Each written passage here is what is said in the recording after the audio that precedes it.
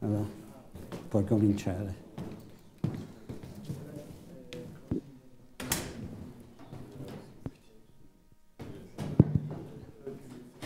Okay, so good afternoon, everybody.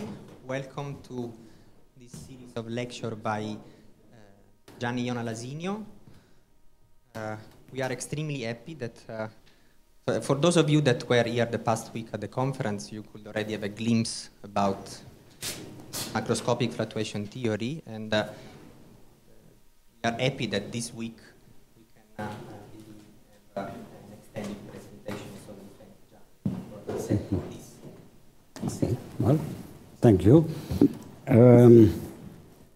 How many of you have you heard my talk at the, last week? Well, it's a majority. But Don't remember.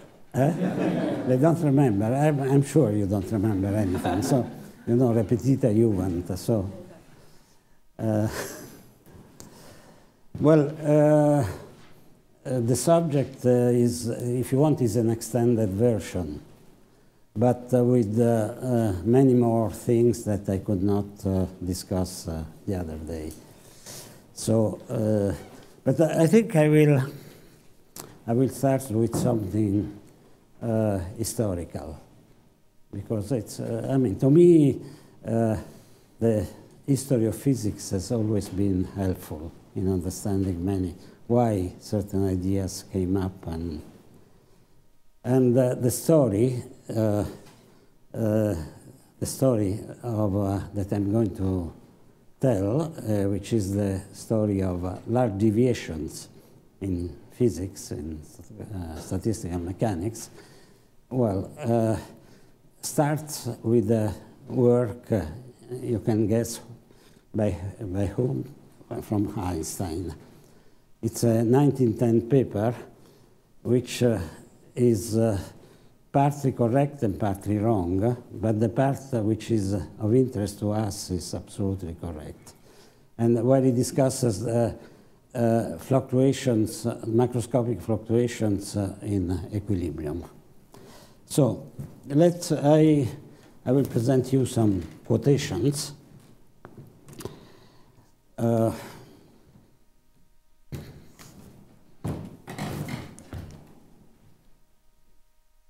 Doesn't go? No. Doesn't matter, I use the...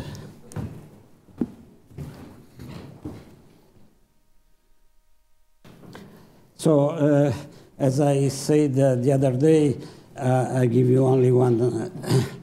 I will give you later a reference, which is a review, and here are some of the people who have contributed to this theory, but the list is much longer, in fact. I mean, no, okay. So what I'm going to discuss, well, here is a kind of summary. You know, during these 3 lectures, with respect to the other day, there will be several applications that will be treated. So this is a list, and all these things are peculiar to non-equilibrium, and I will discuss a very interesting topic is the thermodynamics of currents, which the other day I did not discuss at all. Then I will discuss phase transitions out of equilibrium, because out of equilibrium some phase transitions which are forbidden in equilibrium are possible. And then I will discuss phase transitions in current fluctuations that which are peculiar to this new thermodynamic variable, which is the current. and which have a dynamical character, these phase transitions, and in some kind is the beginning of a novel chapter. Then I will discuss briefly the hyperbolic case, and then some more details on thermodynamic transformations with respect to what I discussed the other day, and then, well, some conclusions. Usually I don't draw conclusions because it's we are on the way. You don't know what.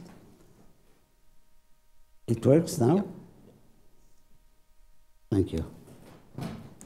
Oh, good. So I don't have to stress that non-equilibrium is ubiquitous, and especially, I mean, in all situations in which you have some flow of energy, then are typically non-equilibrium situations. And in fact, there was a report of the American Commission of Energy some years ago, not so many years ago, that indicated just in relation with this problem of flows of energies, mentioned non-equilibrium physics as really the important subject for the future. So so you see, up to the first theory of non-equilibrium, I usually start from Onsager, I mean macroscopic theory of non-equilibrium, and his idea was that his theory was near equilibrium, so he started making power series development of the entropy in terms of the thermodynamic variables. And of course, you get the first term you get is the second term because the entropy is always a maximum, and then that was his way. So then, in that case, you could reduce the non-equilibrium to equilibrium just by this expansion.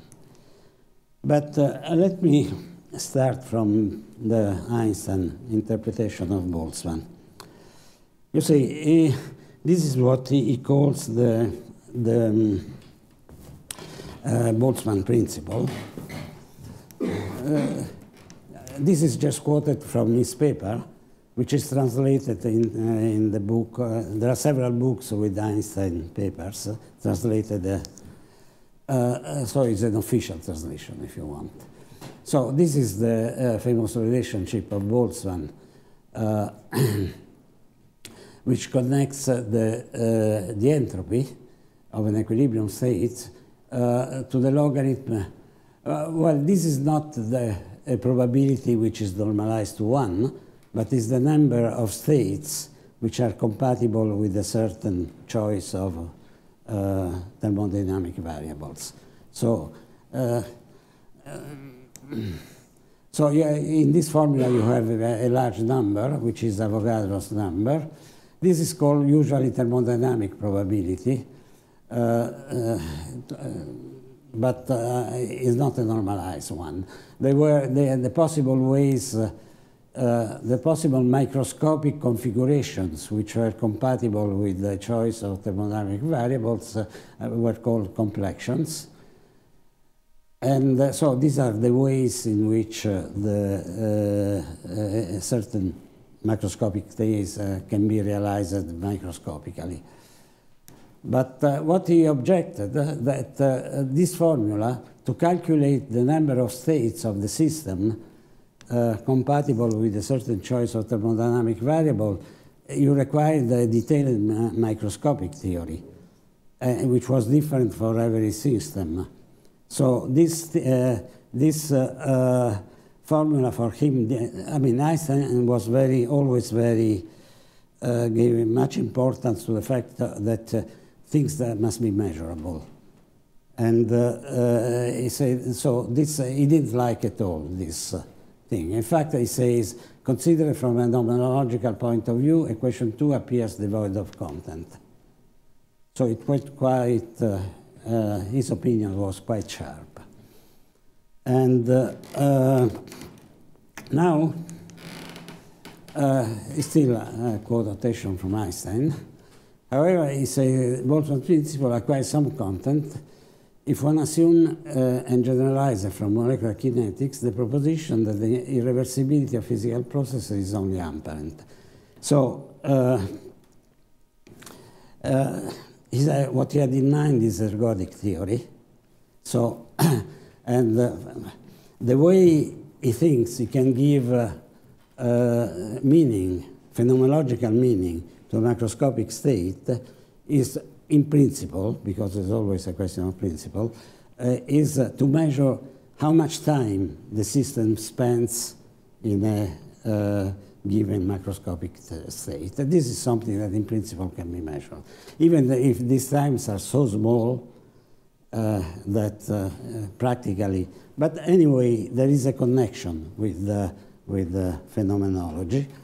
So, and then, so he considers a system. He considers a system where, which is in a state characterized by this lambda 1, lambda k are macroscopic variables.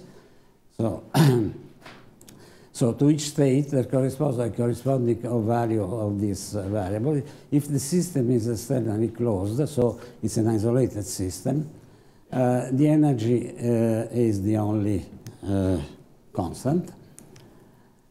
Now that is the way he gives meaning to the probabilities. He considers different states.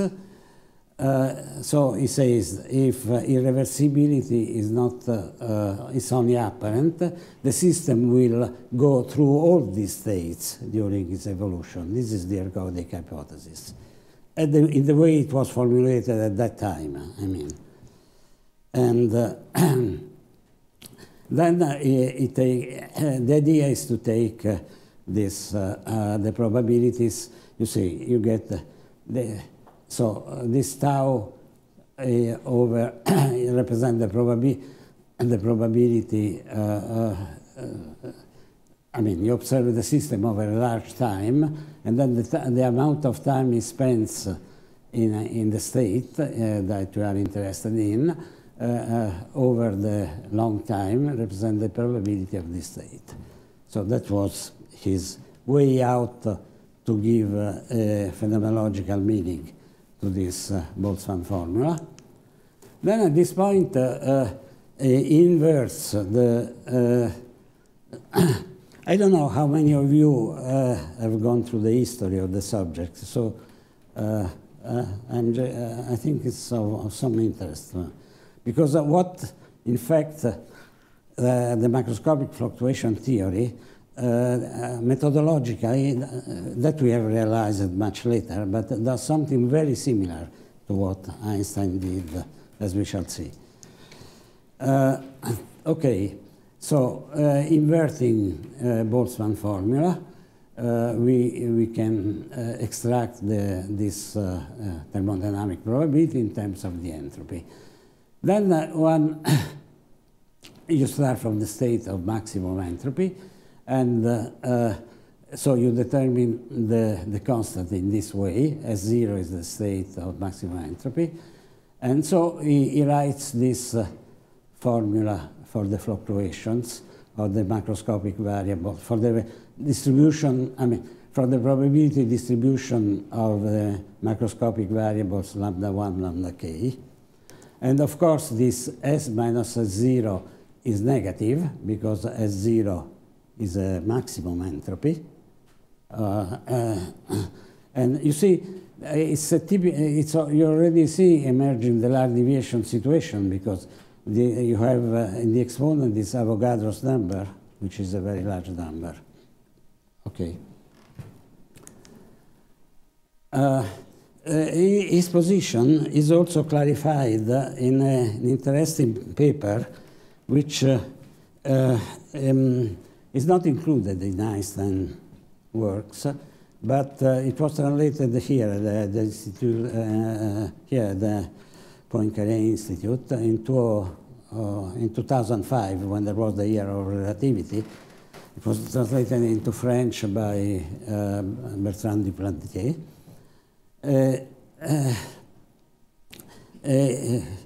here he emphasizes again that, if in a slightly different way, the fact that the Boltzmann formula is not a phenomenological formula. And, but what is interesting, the way he used it. Because he combined this formula with what were macroscopic hydrodynamic expressions at that time. In particularly were Stokes' law for the resistance of a sphere going down in a fluid. Okay, so in that case, you see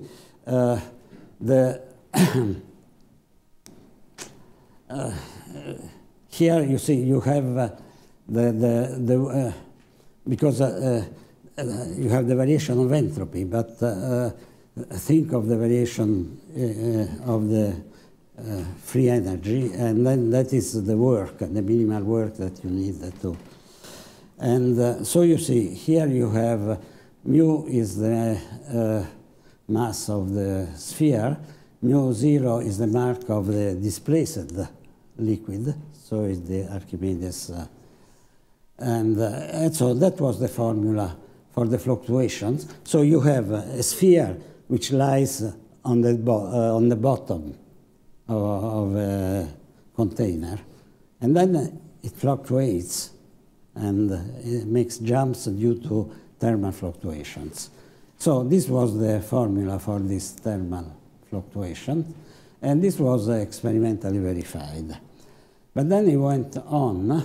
He derived from this formula the law of Brownian motion in a thermodynamic way.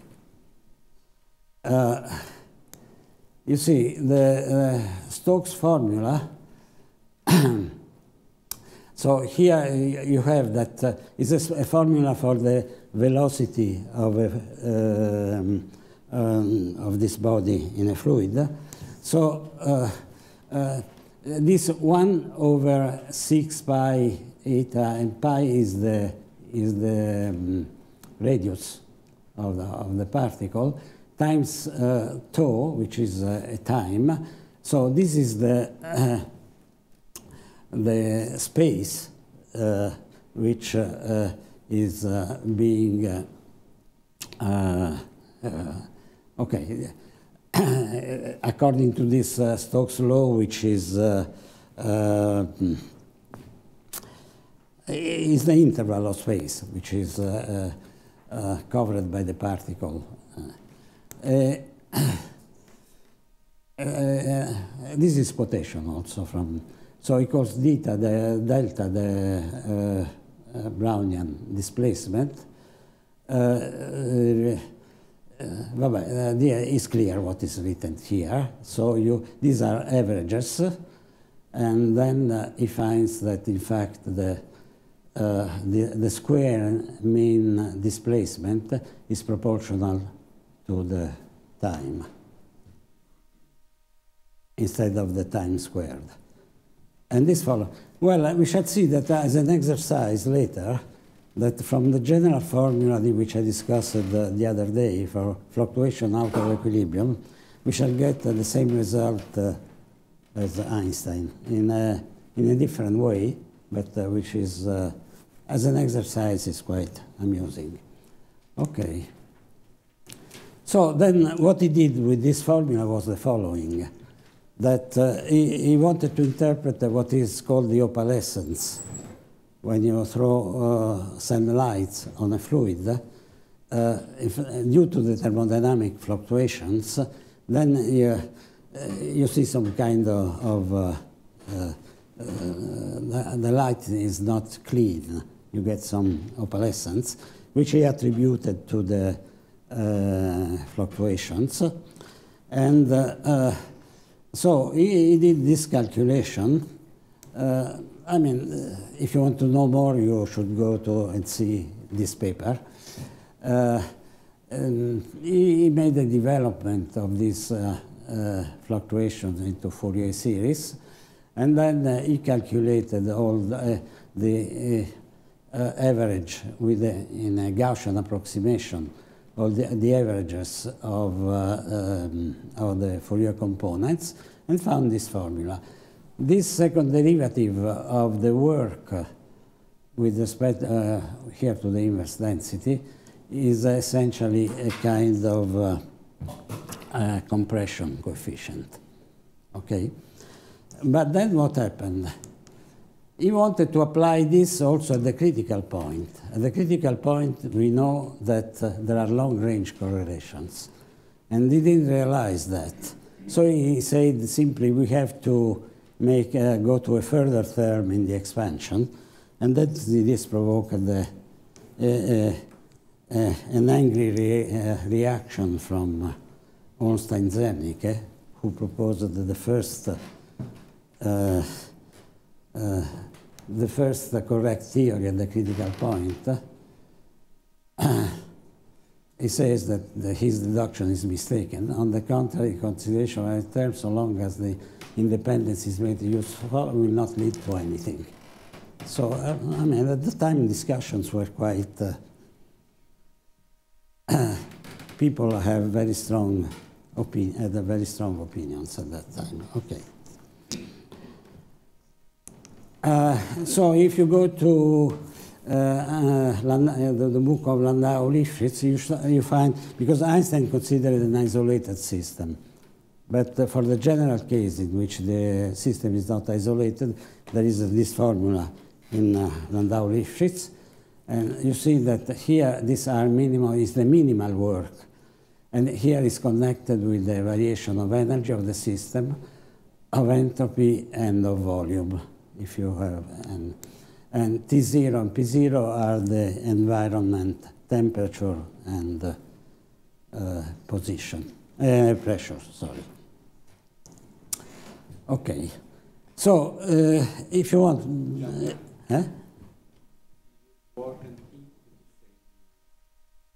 well, I mean, this is Gibbs potential, this expression. So, I mean, heat is hidden here in the variation of entropy.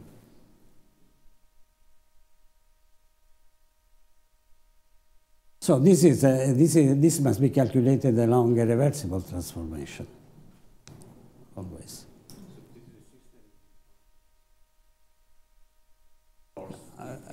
Well, I think, well, and then in analyzing delta E and delta S, you will differentiate between heat and work. I mean, the work part is this one. If you have the system in a container. Is the statement about the macroscopic quantity? No, this is the probability of a fluctuation, but the interesting thing is that this probability can be calculated in terms of thermodynamic functionals of the system at equilibrium. It's clear when you go seriously out of equilibrium, here you see the environment appears only through these two parameters, the external temperature and the pressure. But when you go far from equilibrium, you cannot expect such a simple expression, because you don't know what are the thermodynamic potentials out of equilibrium. So that is...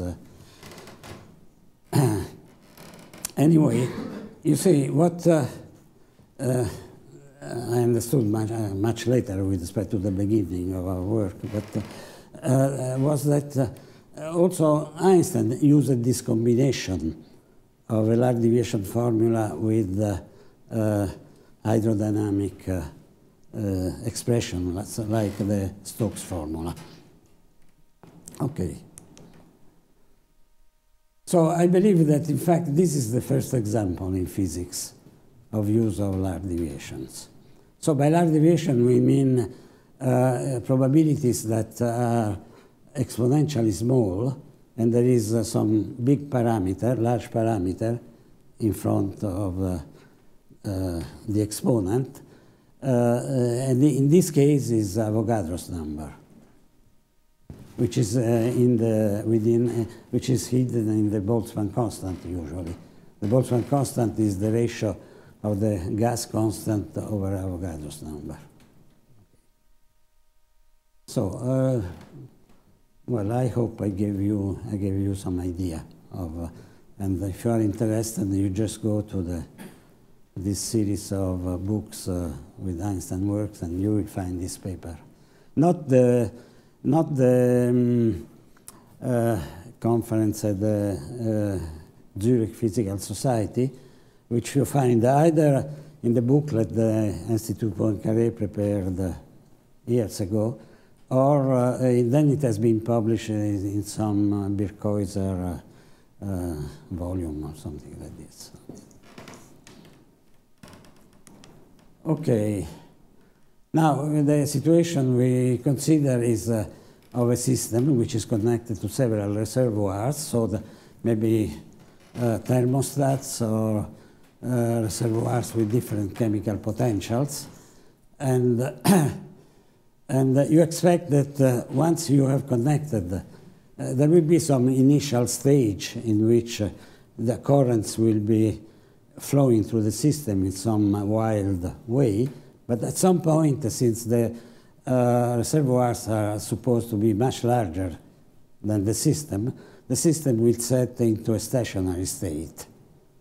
And that is the approximation that, even in a Hamiltonian system, I mean, if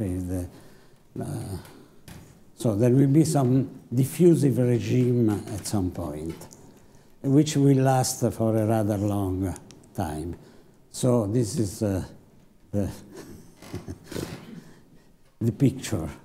So you have the system connected with no, I'm laughing because Cristina Toninelli always teases me about showing this scheme. But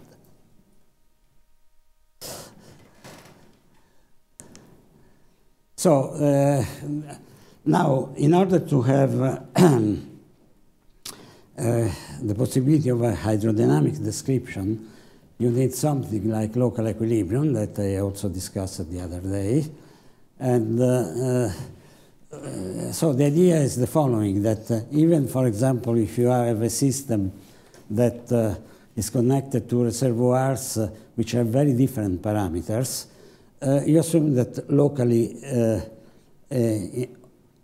in a small region on the macroscopic scale, the system doesn't differ too much from equilibrium.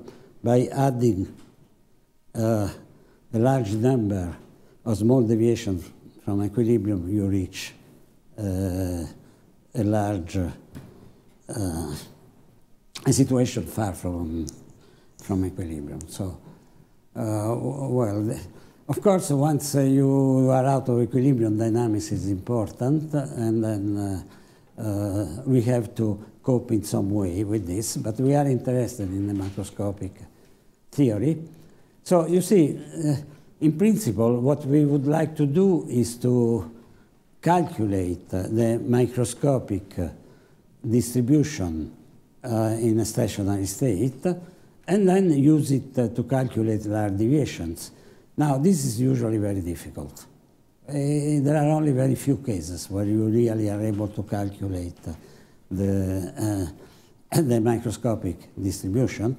One case was the simple exclusion, the metric simple exclusion, and it was calculated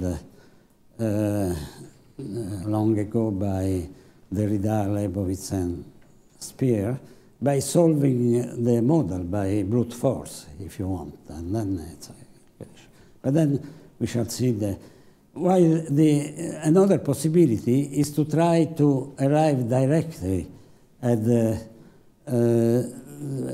probability for the fluctuations of macroscopic observables without having to calculate this microscopic distribution, and that is the way I will discuss. This is the macroscopic fluctuation theory. Okay. So, well, this is clear what is here. So we assume hydrodynamic equations. These are usually assumed in, for example, there is an old thermodynamic book by Fitts in beginning of the 60s, where he discusses non-equilibrium thermodynamics, and he discusses quite clearly the assumptions which are made, and in particularly which are the assumed hydrodynamic equations. And then, of course, he discusses essentially Onsager theory, so near equilibrium. But the discussion of the hydrodynamic equations is, you find it there. So here I will discuss, like the other day, the case of a single continuity equation. So of rho may be a vector of thermodynamic variables, but we discuss the case of only one of them. Of course, if you have more components, as Herbert Spodno has illustrated at the end of the conference, you have a phenomenology which is much richer. So, but so I will try to present the essence of so you have a continuity equation, an expression relating the current locally to the gradient of the thermodynamic variables, and then there is an external field, and so you have these two transport coefficients, and these are enough for specifying diffusive dynamics, and this has been stressed last week several times. And these are related by an equation which is called the local Einstein relation. Okay, that in fact, with an appropriate definition, you can derive macroscopically. Actually, at first you could consider a macroscopic translation of Einstein theory of Brownian motion, but actually you can derive it macroscopically. I will tell you how. Then, these are the two transport coefficients, and this is the second derivative of the equilibrium density of free energy. We shall derive an explicit expression later for this. And of course, you must have appropriate boundary conditions, and the relationship between the way you impose the boundary conditions, the way, if you want, the boundary conditions are connected to the chemical potentials. Lambda is the chemical potential of the reservoirs. It goes through the first derivative of the equilibrium energy density. The fact that boundary conditions depend on time, then I've learned from a colleague mathematician that you can reduce it to the case of the time-independent boundary conditions by a simple transformation of variables. And I mean, if you are interested, then maybe another time next time I will show how you do that. But I mean, that is a purely mathematical question. I mean, there are no ambiguities in having time-dependent boundary conditions. Okay. So this is the formula that I discussed the other day. For this formula, the slides now are the same. So we are considering we have a stationary situation. So typically, you have a profile. So for example, for a density, here are the reservoirs, and then here the system is connected. And then typically, for example, for the simple exclusion process, you have a density which goes to so linearly from some value rho minus to some value rho plus, for example. This is x. So that is what characterizes the stationary state. And then you assume also that the current is fluctuating. So there is a difference between what is prescribed by hydrodynamics and the actual current that you see.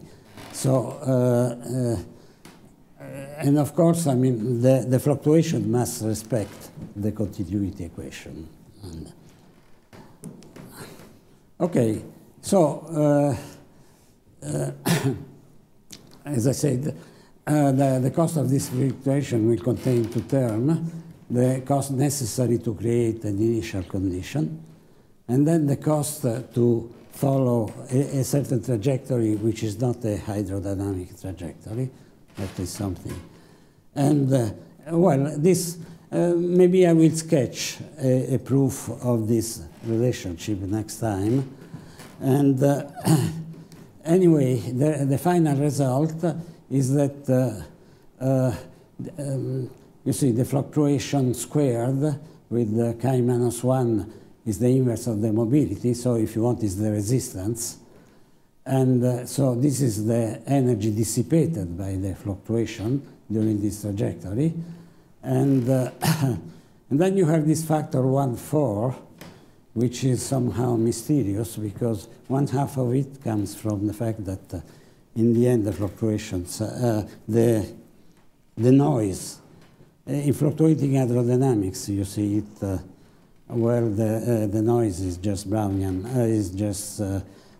yes, Brownian noise, and the other 1/2 is due to the definition of the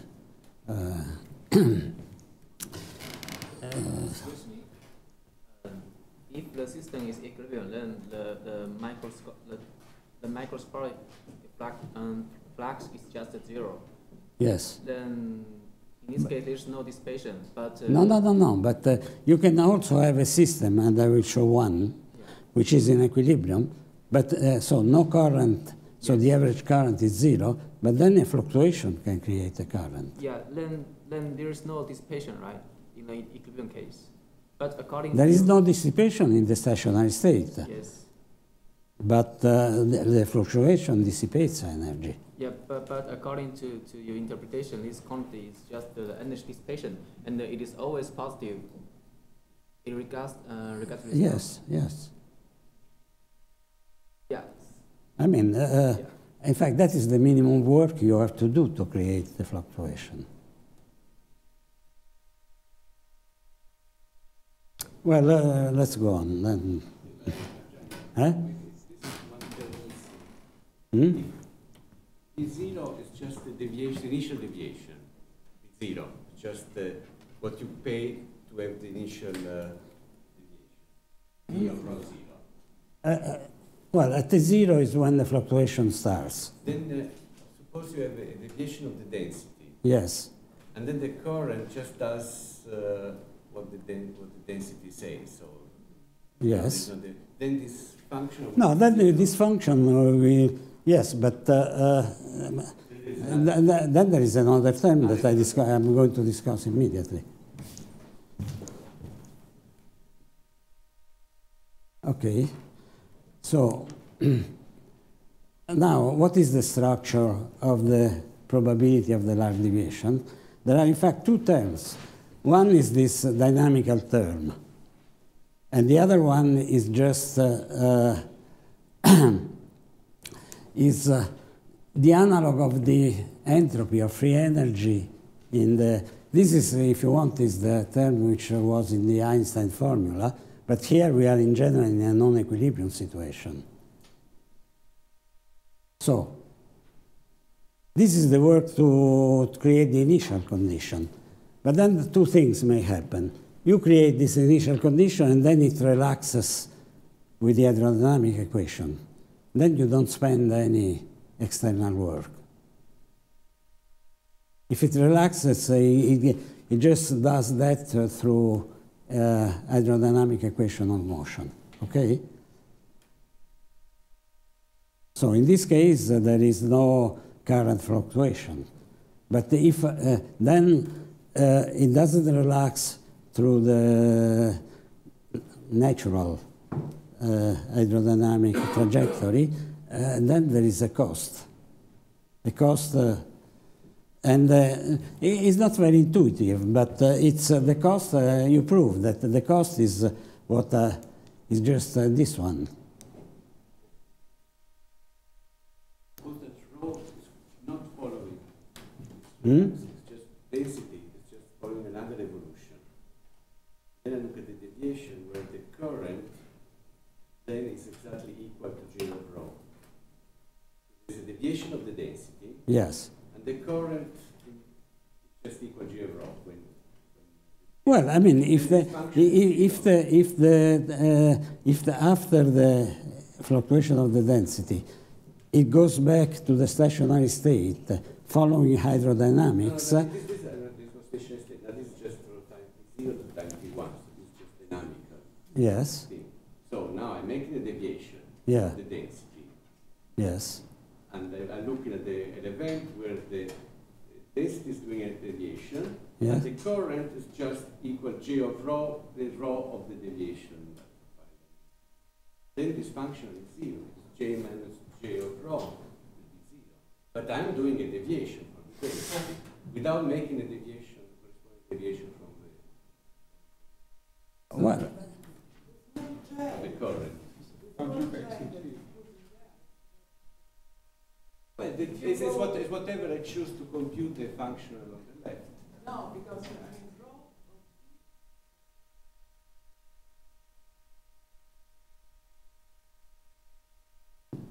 So you can, if you give me rho, I so you cannot take I so cannot take.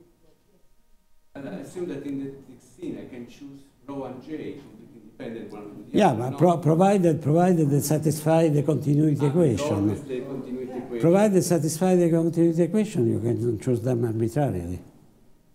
Well, then why can't you just choose rho? Or just choose j? No, well, maybe this will be more clear going on. Okay.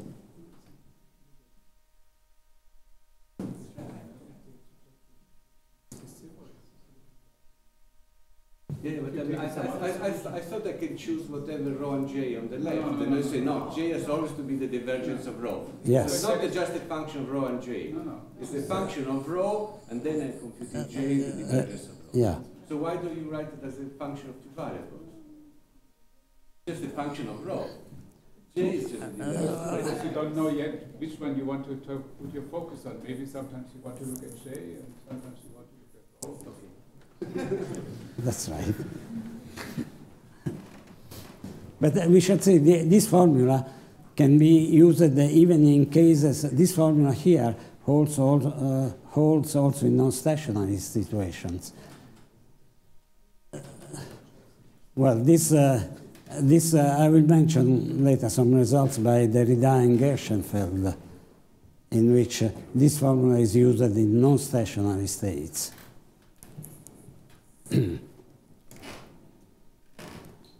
Okay, so this is the formula, the large deviation formula for a stationary state. So I emphasize that this is the analog of the entropy of in Einstein formula, or of more generally of free energy in this Landau-Lifshitz formula. Now you what you get usually is this epsilon. This is the large parameter, is the inverse of this epsilon minus d. This is typical iteration between a microscopic length scale over the macroscopic one. So this factor here is of the order of the number of particles in the macroscopic volume. So it takes the role of the Avogadro's number. And of course, this, what I call rho epsilon and j epsilon, denote an average over a small volume on the macroscopic scale, so they will depend generically on this ratio of scales. So this is the general formula, which, and also the other day, I mentioned that the two terms in this formula are related in the sense that by solving a variational principle with our dynamical functional, you get this. And I will show you later cases where you can calculate explicitly. You will explain also how the density of the current. Yes. It will be a sketchy description, but yeah, one has to be a little careful, but yeah. Okay. Now, I will, you see, here this quantity, which is actually, if you want, a basic quantity for out of equilibrium thermodynamics, is given by this variational principle. Now I want to discuss another way of characterizing this quantity, which is called the quasi-potential.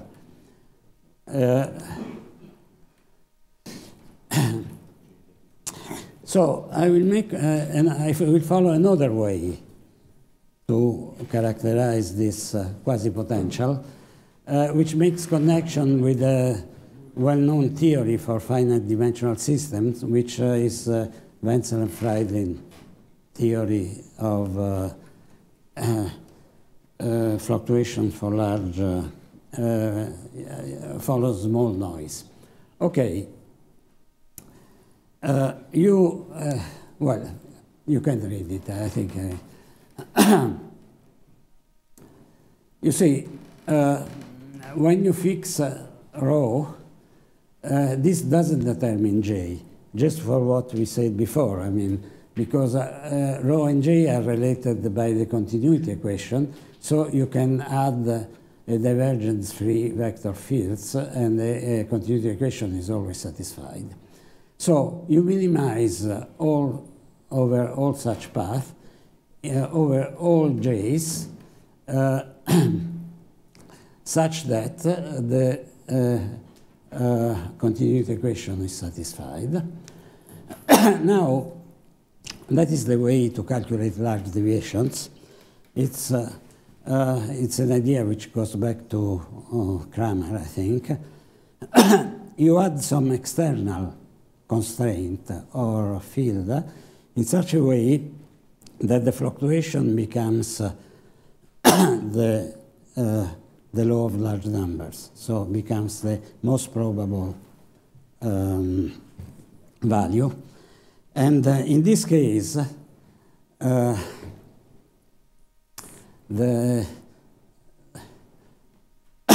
maybe you were the first with Varadhan and Kipnis to use this generalized Kramer point of view. Is that true?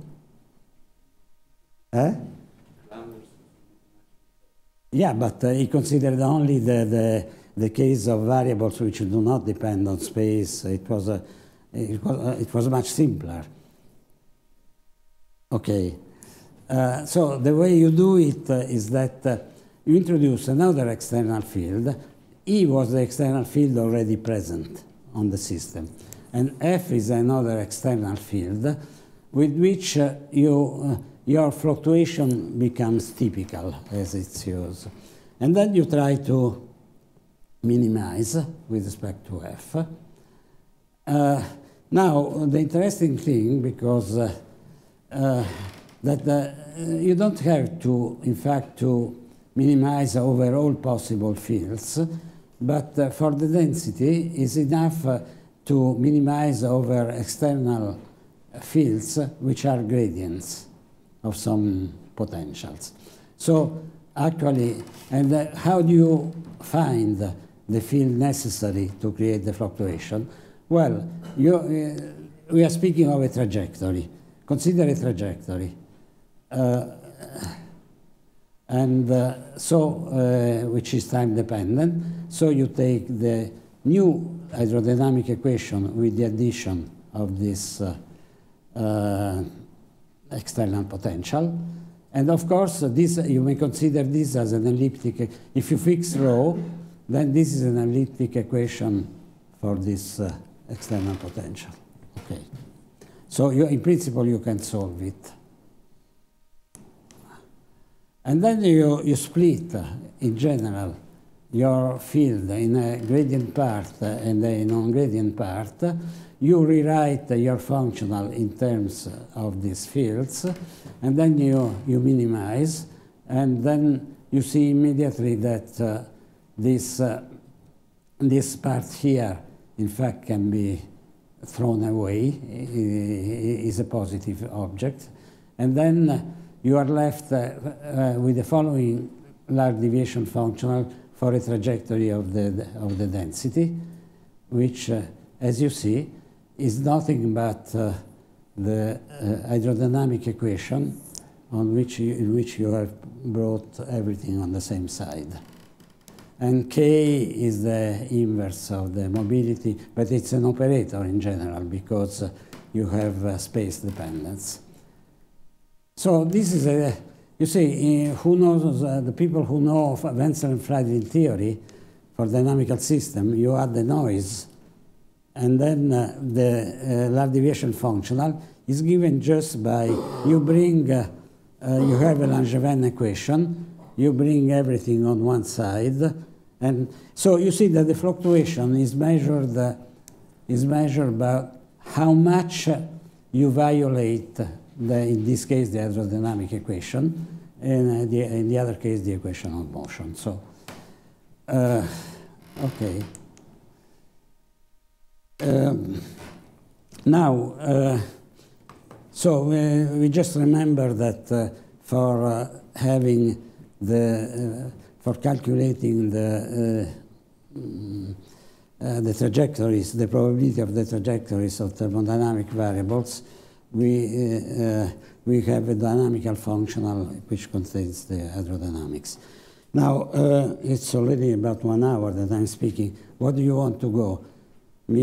I could go on for another half an hour, or we can make a break and then continue. No, that's what the audience decides. Go on? Good for everybody? Okay. I'm trying to go slowly, so. But if you don't understand, please interrupt me. I mean, it's.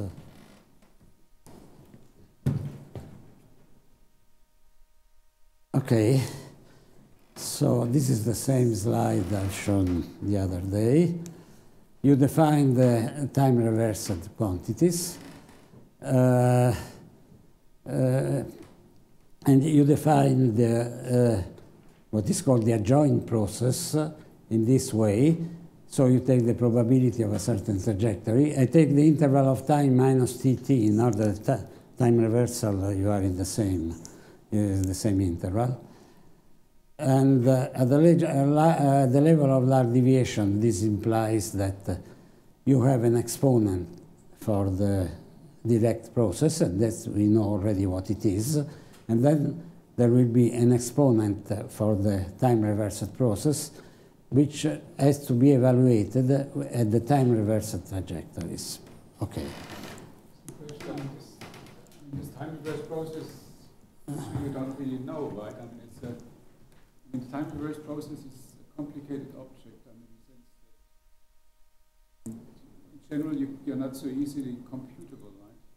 No. Yeah, that's what I just want to emphasize. I mean, yes. Forward dynamics is sort of given to you by defining the model, but I mean, the reverse process. But I will give an explicit expression for the current of the. Even just constructing the reverse process, I mean, it's not such a simple thing to do. No, I know, in fact.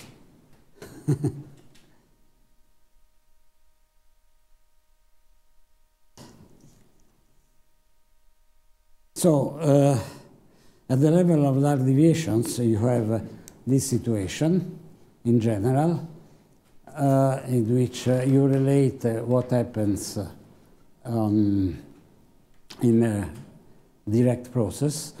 You see, there is a part which is independent of time, so this is what it is. It's just this quasi-potential.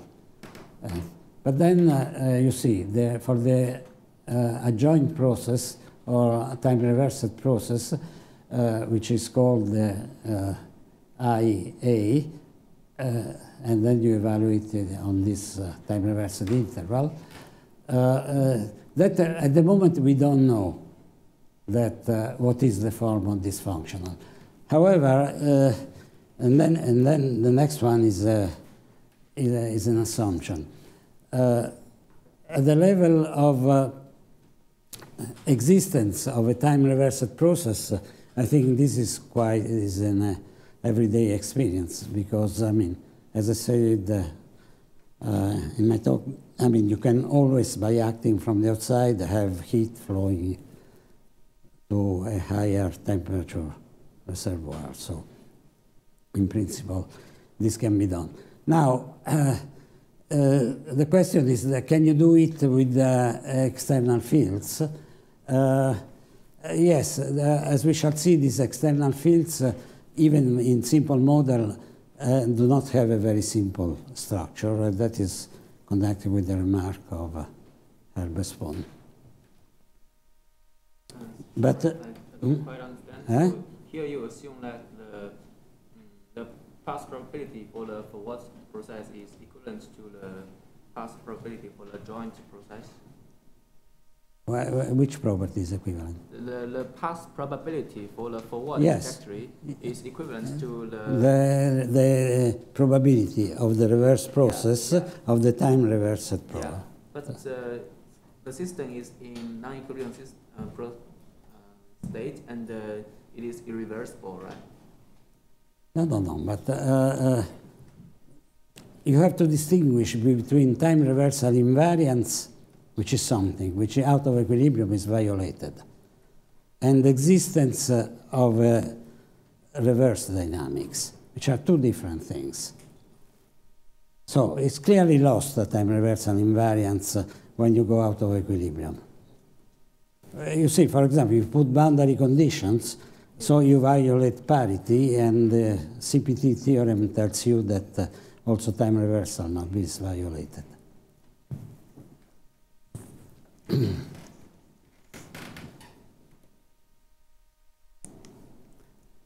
Okay, but now we assume not only the existence of the time-reversed process, but we assume also the fact that there is a hydrodynamics associated with the time-reversed process, and that there is so a new constitutive equation associated with the time-reversed process. This is a stronger assumption, but which is verified in models. We shall say, I mean, for Markov processes, all this is very natural. And since our best example are so now you play with this time reversal invariance relationship. So you divide by time, and you take the limit of time going to 0, so you get some derivatives, and then I mean you get a relationship which has to be satisfied by for every rho in J, and that provides you with two relationships. So you see, this allows you to express the current of the reversed process in terms of the original current and something connected with the quasi-potential. So you see, this is a current because this is a gradient of the quasi-potential, and this is the mobility. So, so this is, you may read this as a current fluctuation relation. Usually they are not given in terms of current, but and this is that the dissipation of the first process and this time reversal are the same. So you have these two equations which follow from the equation above. And now I still have a question on your notation. I mean, in the example, I mean, the ordinary current really, just a function of the density. Yes. But now when you look at the reverse current, it's a functional of the density, or is it a function of the density? In general, will be a functional of the dancer because this object here is non-local. Okay. So this, the quasi-potential in general, but we shall calculate examples of the quasi-potential. So, and the quasi-potential is not local in space. So the time-reversed current will be a non-local functional of the density.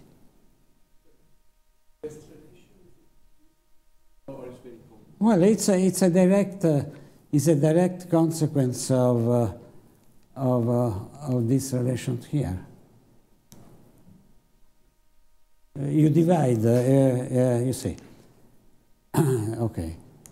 You divide by twice by the length of the interval, then you send the length of the interval to 0, and then you derive this relation. Now, this relation has to be satisfied for every row and for every... G star and JA is the same thing. Yeah. Oh, just, I'm sorry, the actor is JA. It's a mistake. It's the same. Yeah, no, I mean, it's it's an error. It should be JA. JA, okay, yes. Everywhere. No, I never introduced J star. Okay, so I mean, I made a mistake. No, it's a relationship which has to be satisfied for every J, the fluctuation of the current, which appears here, and every row. So, and then you find these two relationships.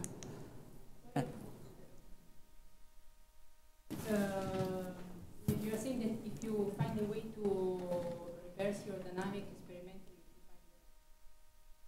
you find the potential, I don't understand it. I will discuss the measure of the quasi-potential. The quasi-potential can be, either you calculate it, and I will see how to calculate, or you can measure, because essentially it's a generating function of correlation functions in the stationary state.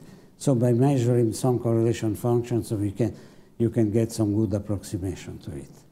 But in your former equation, if you were able to measure the current of the process and of the reverse. No, but so far, I mean, this J was defined by by the variational principle, which when I introduced at the beginning the formula for fluctuation, I say that V is related to the... Yeah, so I mean, in principle, you can calculate it. But now, to measure is another question, and that will come up heavily in a while. Okay, so as I said, I define this, I call symmetric current, because we shall see that under time reversal doesn't change sign. The dissipative part doesn't change sign. And so the symmetric current, since V has a minimum on the stationary state, so is 0 on the stationary state. So in the stationary state, the whole dissipation is given by the other part of the current, the antisymmetric part. Something that confused me always here is the terminology maybe that is used, because somehow we think current as something always antisymmetric. You still call this current symmetric. What does it represent? I call the symmetric, I mean, what is the problem? Because I mean, I didn't say no. The point associated to something that you said before that changed but I did not define how this J of rho behaves under time reversal. So we shall now find out how it behaves under time reversal. I think that has been one of the good things of the macroscopic fluctuation theory, to clarify these aspects. This is the splitting of the current I've never seen in the literature. So if it is something you are not used to, it's right. No, but I understand that. Because microscopically, you said current, define microscopic current. Rightly. No, but you see, no. Here, no. The current on the time reversal, the current change. If you go to the reverse process, the current changes sign. But here we are speaking of the constitutive equation. So what behaves in a more complicated way is the J of rho.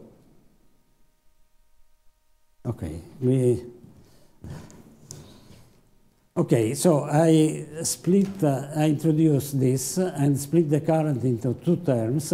The second term is defined by the difference of the total current, which you know, because it's given by hydrodynamics. And this part here is known once you know the quasi-potential. Okay? So you see that since the quasi-potential is in general non-local, so also this part here will be non-local. But the splitting is interesting because it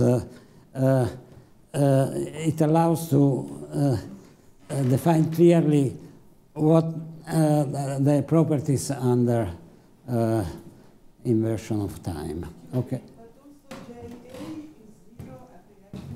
No, I'm speaking of the stationary state. In a stationary state, I mean, V takes the place of entropy. So its derivative is zero on the stationary state. So this symmetric current is zero, while the other one, you see, so the other one is the one that tells you what is the energy that you have to dissipate to keep the system out of equilibrium. So in this case... So JA is the energy that No, JA is a current, but a current dissipates energy through Ohm's formula. I mean, J square times resistance gives you the heat produced. Okay. Well, I hope I will convince you at the end that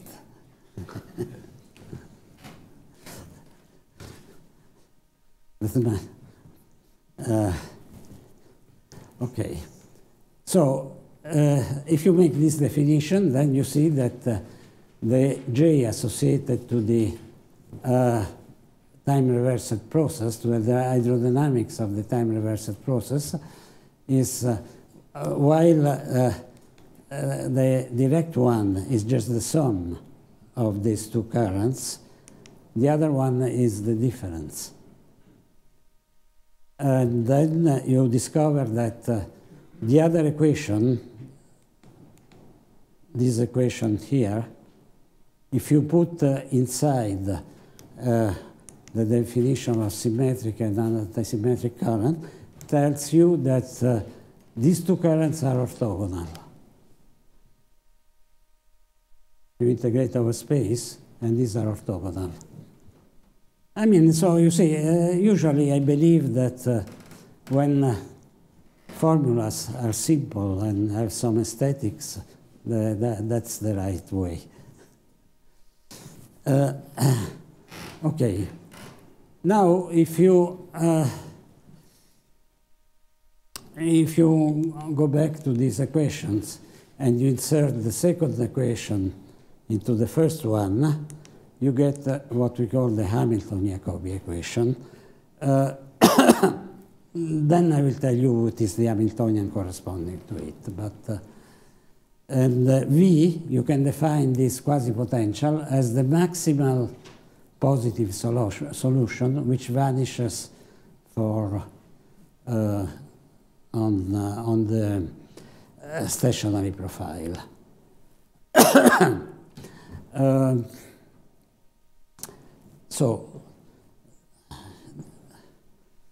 Then I don't know whether I will discuss, well, maybe I will discuss it later. This is also a Lyapunov function for the hydrodynamics. This V is also a Lyapunov function for the hydrodynamics. Just by using this, Hamilton-Jacobi equation. Okay, in this way you see the hydrodynamic equations of the original process and of the time reversed process are you can write them in a very simple way, because the dissipative, what I call dissipative part, is the same, and then there is this antisymmetric part which changes sign. And here, this term here is this F field that I introduced a few slides before, which produces your fluctuation. So this is the hydrodynamics associated to the time reversed process. And then you see that in general this is non-local, because this functional here is non-local. So it's considerably more complicated than. So you see, to reverse the process in general is not enough to add a field which is just a function of the point. But it's a field which is non-local, so it depends on the values of the density everywhere on the system. So you have to act in a correlated way in the different points of the system. So, I mean, experimentally is for the moment beyond. But in principle, you can drive the system backwards by using this field here. So you see that much information is contained in this V, which is called quasi-potential, and which plays the role of the entropy out of equilibrium. In other contexts, there may be different definitions of entropy, but in this context of large deviation, this is okay. And so it's a question on your H1 equation. Now it looks, I mean, now the dissipation has the wrong sign. yes. Is this balanced somehow, or that's just the way how it is? Or? No, I mean. What happens to the long-time behavior of the solution of this equation? I mean, you see, it's like a particle in a magnetic field. You see, the term which changes sign is like a magnetic term under time reversal. So it gives you some rotation term. And, but I will show, maybe I have it. You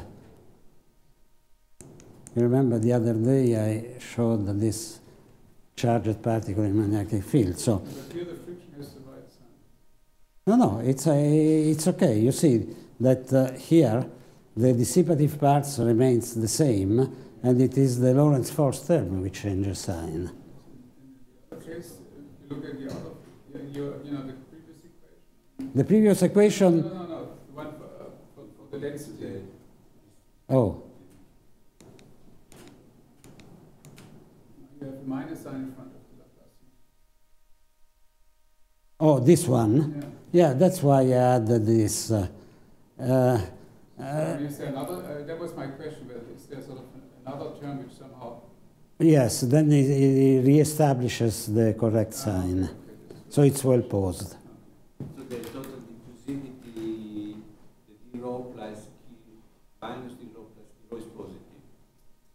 At the end, we need In the end, the first term will have a positive sign. You see, there is, when you made explicit the derivatives which appear here, then you will get a term which is the same kind and which will reestablish the. In fact, this factor of 2 is helpful. Okay, now Oh, you can identify what is the optimal trajectory to create, to calculate. You know what is the solution of the variational principle. And from this relationship here, you start, because you see, you have to take the inf over all trajectories which start from the stationary state and reach the value of the fluctuation. And so if you start from the, so this is on the stationary state, one of these terms is 0, then you see that if you minimize this object, this you can do nothing, because so the best you can do is to make this quantity equal to 0. So you find that the minimizer is defined by this equation. So what you have to do, you take the time-reversed hydrodynamics, you consider the relaxation trajectory, and then you go backward. And this is the trajectory which creates the... I mean, this is that I have shown also the other day.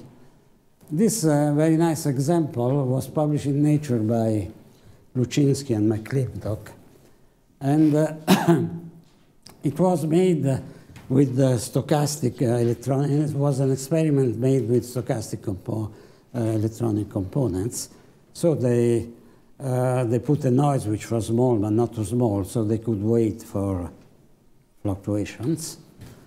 And the Langevin equation is non-gradient, so it mimics non-equilibrium situation.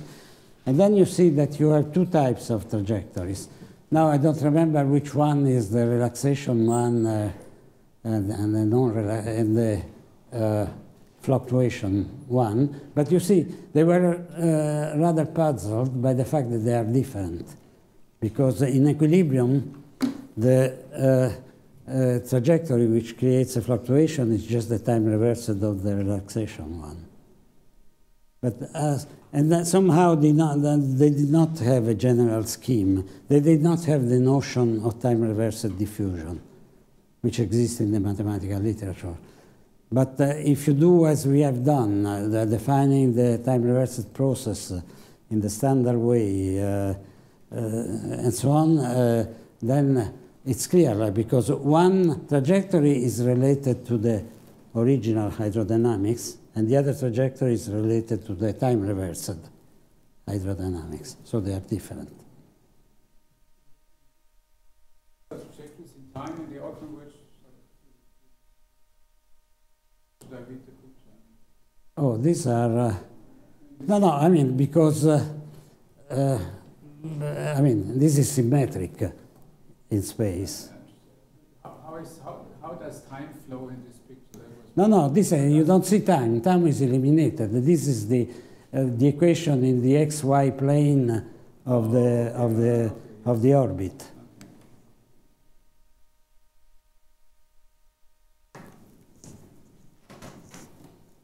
Okay.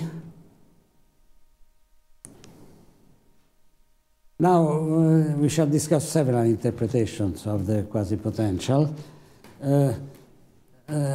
Well. Also, this one must be an A. No, here I use the star for this optimal trajectory, but never mind. Anyway, if you calculate V on the you calculate. I mean, let's go back. Yeah, you calculate. So here you have a variational principle, so you find an optimal trajectory. And then you calculate all this on this optimal trajectory. Then you find the following, that in fact, this is just, you make some integration by parts. This is just the work done by along that trajectory by the what I call the thermodynamic force, the gradient of the quasi-potential. So this is exactly this. Then I mean, you can show that this is the minimal work, but this is quite clear from its definition. Now, these are the examples I gave also the other day. One is the particle in magnetic field, in which that is quite strange. There is nothing magnetic in going out of equilibrium. But the new term that, you see, this term, this J current is zero in equilibrium. So this doesn't exist, so you get only this term. But this is the term which behaves like a Lorentz force in the magnetic example. So it's like handing a term which behaves even if there is no... But there is a kind of duality, you see. I mean, that's the way of putting it. It takes the Hall effect. In the Hall effect, you put a magnetic field, and then you get a potential difference. So you get a difference in the boundary conditions. Here it's just the opposite. You put the boundary conditions, and you get a field, an effective field, which is under time reversal behaves like a magnetic field. But the two things, I mean, physically are two very different situations. But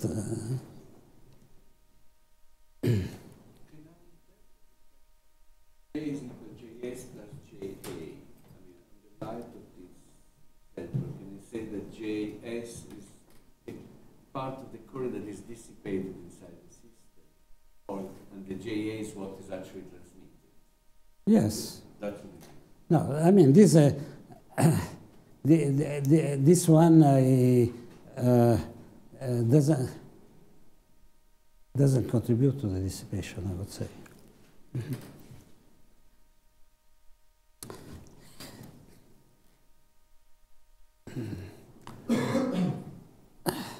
Okay, then this is the other example of where everything is easy because calculating the effective potential doesn't present. And the third one is this circulation of a fluid in a ring, and it's very easy to calculate the two currents are orthogonal. I mean, oh, I should have eliminated this, which was there also the other day, but I forgot. So, I mean, this seems to be a general splitting, a general phenomenon, this splitting of the currents into two parts, which are orthogonal to each other, and are characterized by having opposite transformation properties under time reversal.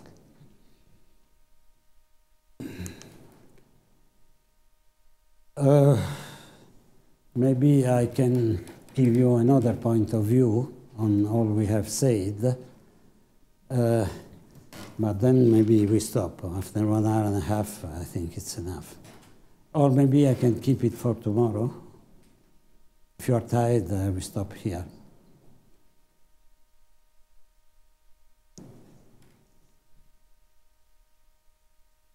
We have still a long program to do in the next two. And I will not be able to exhaust everything.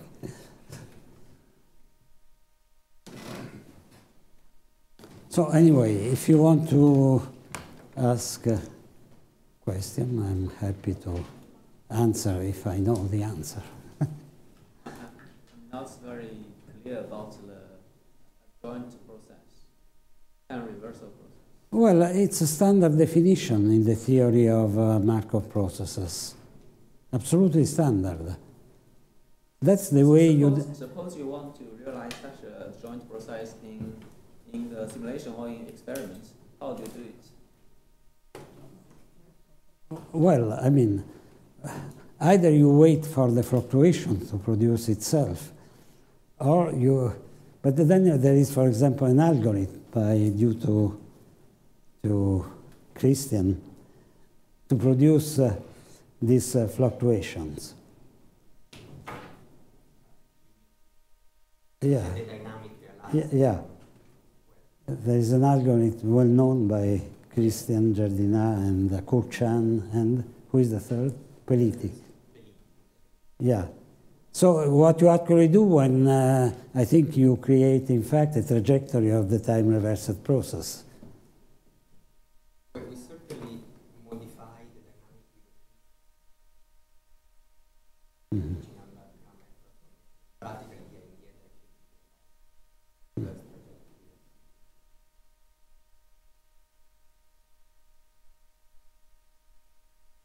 But the past probability for the reverse trajectory is equivalent to the forward trajectory in your system. No, I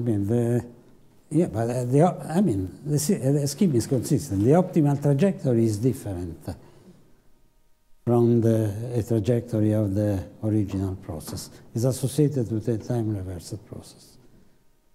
And if you want, they have a way to simulate it.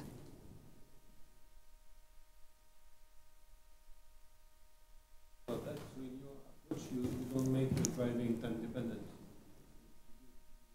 Well, so far, what I've discussed so far, it's with the boundary conditions and fields which do not depend on time. But when I will discuss thermodynamic transformations, I have to introduce time, because otherwise nothing changes. Yes. So if I take the SEP with boundary conditions, and then the forward dynamics, I know that the particles are jumping, and I put something in the reservoir. If I look at the time reverse process, I'm not sure how well you actually know how particles are jumping on the time reverse process. Well, you have to first give a rule on. You just, if you have a time dependence for the boundary conditions. No, let's just fix boundary conditions. Yeah. No external field, just fixed boundary conditions. Yeah. I have inside the SEP, and from outside I fill in the particles and take them out. And now I look at the time reverse process. Can you say what the individual particles, how they are jumping? Well, they will. The boundary conditions are the same. Yeah. So the microscopic time-reversed process is well defined. It's defined by. How do particles jump? It's well defined. Not even Markov process. No, it is Markov. No, it is Markov. It is Markov. But you see, you know the generator.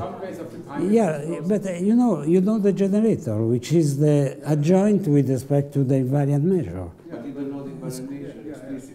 No, you don't know it explicitly, okay, but in principle you know everything. Because if you know the invariant measure, you know. And the generator of the time-reversed microscopic process is just the adjoint with respect to the invariant measure. So, for instance, if I do this... then practical is another question. So you're doing the reversion with respect to the stationary measure. Yeah, that's sure. why you know it's Markov. But that's it. That's fine. So in the forward, I know that the particle jumps. It just has to look whether the side which is next to it, whether it's actually empty. Right? That's a very simple rule. And in the backwards, you have to know the whole particle configuration is a complicated fate, which you don't know. No, not. It's a non-local.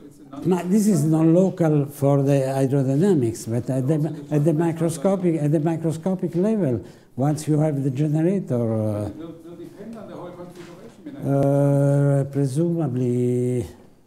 Yes, because it's a joint with respect to the. And it's from the invariant measure where you get sort of all this complicated terms. Okay. I don't claim that it is simple, but conceptual is well defined. Conceptual is well defined. And I think every theory has its limits in what you can practically do with it. And the lucky thing is that with this approach, there are many concrete problems which have been solved, but that I don't claim that you can solve all the problems with this. That's clear. No, what you say is absolutely correct. And after all, we all have learned on your book how to deal with this problem. So, can I go back to the idea of what you call current? yeah, The GPJ. yeah, Because there is a conserved quantity, so there is what we call current of the conserved quantity that has to be something else. yeah. So this is what we call current is some kind of energy or flux of energy, what you call energy, work. No, why?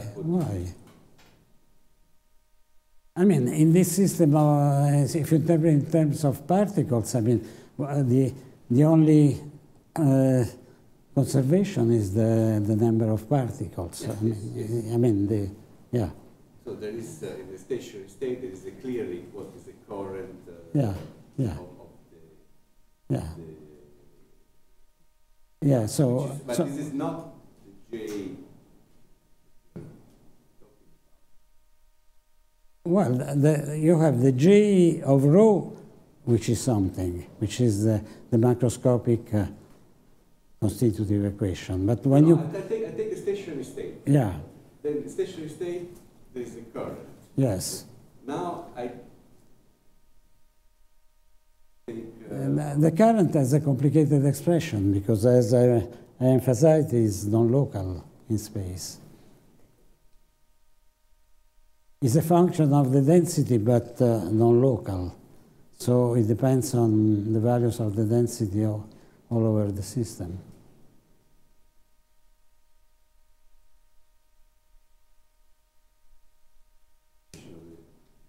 adjoint in Uh, yes? What is the interpretation of this symmetric and antisymmetric of the current? Well, I mean, they are clearly, the interpretation is quite clear in the extreme cases. So if we are in a stationary state, there is only the GA current. And so with this GA current, you may calculate how much energy you have to dissipate to maintain it. In the opposite case, in which you have, for example, the system is in equilibrium, and you have a fluctuation of density, and the system relaxes to equilibrium, then you have only the JS current.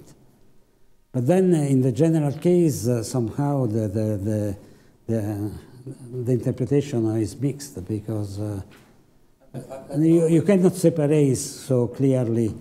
The fact that they are always orthogonal?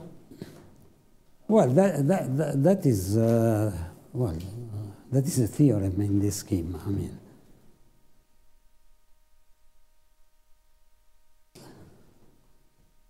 we have to come back to this type of questions because I mean the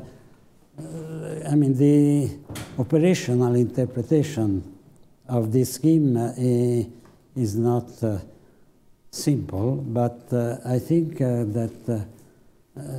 I mean, as long as the thing develops, one has to go on. Then we look backward and see whether what we have done is sensible or not. Okay. I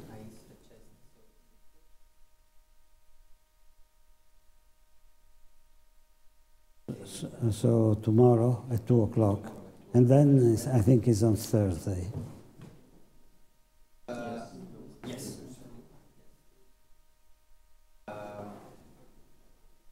So we still have time for Gianni, and at 4 now. Actually, a talk on multi-components.